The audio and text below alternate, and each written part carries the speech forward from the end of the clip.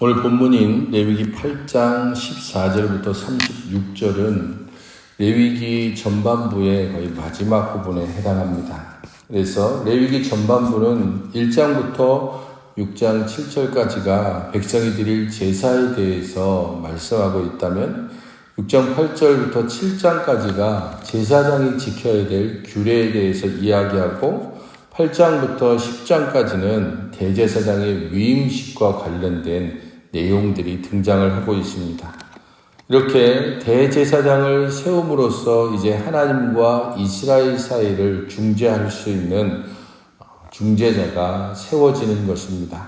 하나님은 하늘에 계시고 이스라엘은 땅에 있는데 그 사이를 연결할 수 있는 자로 하나님께서 대제사장을 세우셨다는 겁니다.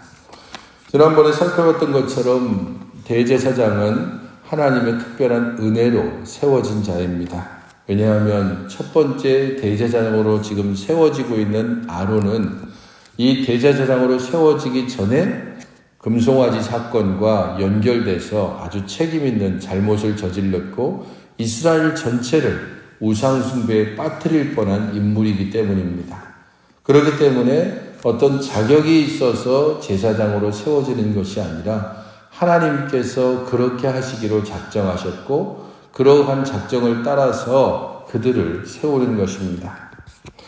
제사장의 위임식 제사의 순서는 속죄제, 번제, 위임제 이런 순서로 진행이 되고 있습니다. 그리고 위임식을 주관하는 제사장은 모세로서 이 위임식이 끝나기까지는 아론과 그의 아들들은 여전히 일반인이라는 것을 알 수 있습니다. 그래서 그들이 모세가 위임식의 주관자로서 그 화목제의 제물을 받게 되고 그리고 아론과 그의 아들들은 제물을 먹는 자로서 오늘 묘사되고 있는 것입니다. 29절에 보면 모세가 그 가슴을 가져다가 여호와 앞에 흔들어 요제를 삼았으니 이는 위임식에서 잡은 순양 중 모세의 몫이라라고 29절에 말씀하고 있는 것은 모세가 지금 제사장으로서 이 위임식을 주관하고 그렇기 때문에 모세의 역할은 지금 제사장의 역할이면서 또한 실제적으로 이 제사장을 세우는 하나님의 역할을 대리한다고 볼 수 있습니다. 그런 면에서 하나님께서 모세에게 명하시고 모세는 그 모든 것을 명령대로 행했다라고 하는 말이 중간중간에 계속 등장하고 있는 것입니다. 18절까지는 위임의 속죄제에 대해서 이야기하고 있는데 여기에서의 속죄제는 이들이 지금 부정하기 때문에 그 죄를 속하기 위한 그런 의미보다는 오히려 정결하게 하는데 의미가 더 크다고 볼 수 있습니다. 죄 지었기 때문이 아니고 실제적으로 제사장으로 세워지는 자를 정결하게 하는 의미로서의 속죄제를 드리고 있는 것입니다. 그래서 피를 성소가 아닌 제단 뿔에 바르고 제단 밑에 쏟고 있습니다. 이것은 제사장이 아직 그의 사역을 시작하기 전이기 때문에 그가 들어가서 사역하게 될 성소 안은 아직까지는 오염되지 않았고 그렇기 때문에 일반 백성들이 있는 뜰에 피를 바르고 붓고 있습니다. 19절부터 21절에서는 위임의 번제에 대해서 묘사를 하고 있습니다. 이 위임식의 번제도 일반 번제를 드리는 방식과 동일하게 진행이 되고 있습니다.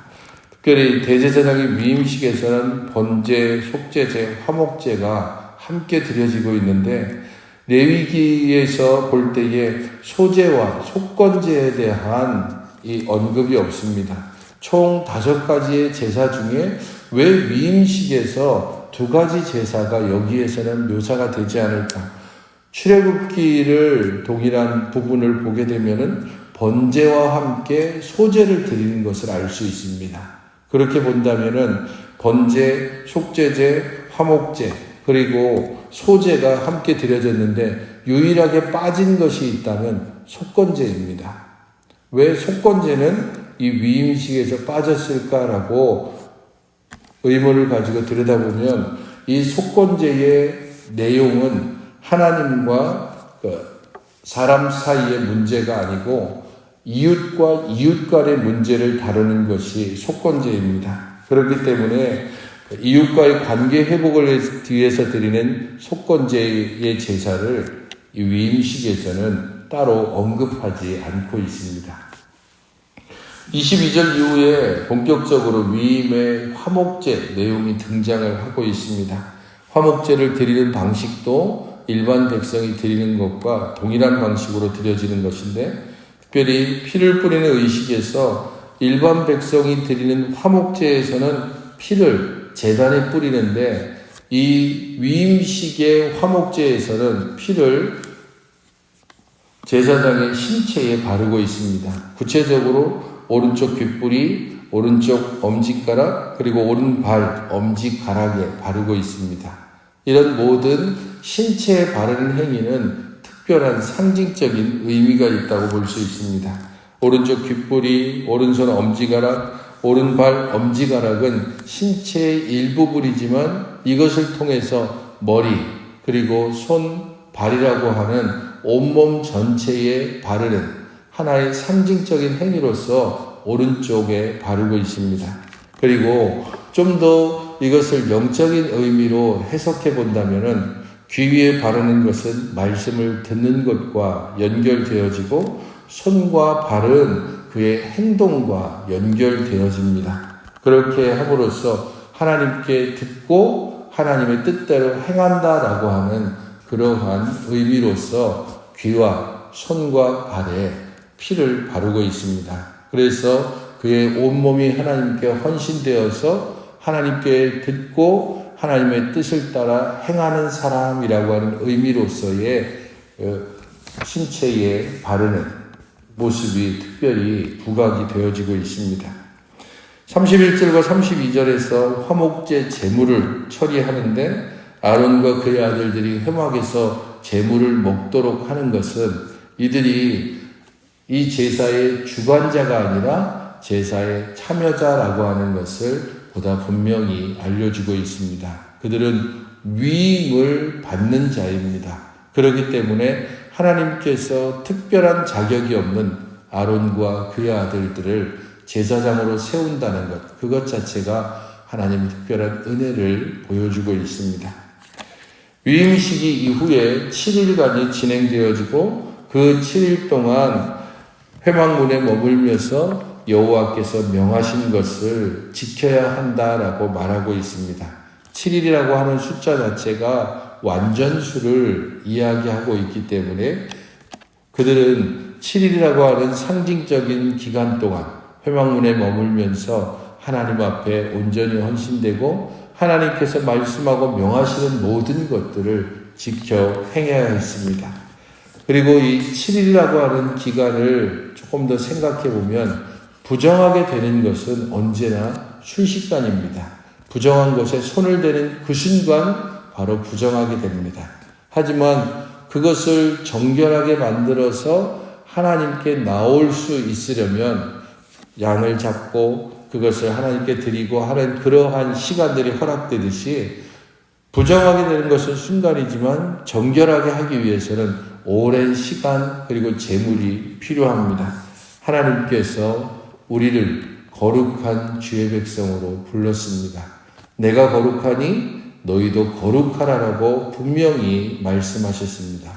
하나님 앞에 거룩한 삶을 사는 것, 그것은 오랜 시간이 걸리고 또한 오랜 훈련과 또한 인내를 통하여서 지켜나가야 합니다. 그럼에도 불구하고 우리들이 부정하게 되는 일들, 죄를 짓고 그 죄 가운데 거하는 일들은 순식간에 일어날 수 있다는 것을 기억해야 합니다.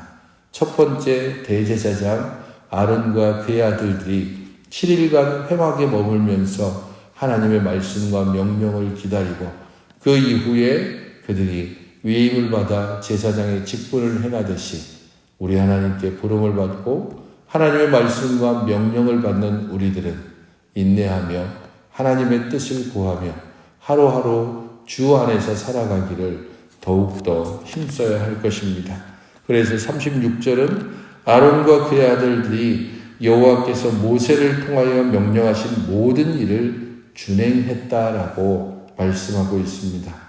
하나님께서 모세에게 명하셨고 모세는 아론과 그의 아들들에게 명하셨고 모세와 그의 아들들은 그 말씀을 준행했습니다. 그리고 이 말씀은 오늘날 우리에게까지 이르렀습니다. 오늘 하루 그 하나님의 말씀과 명령을 순종하며 나아갈 수 있는 믿음을 달라고 기도하며 나아가시는 여러분들이 되시기를 바랍니다.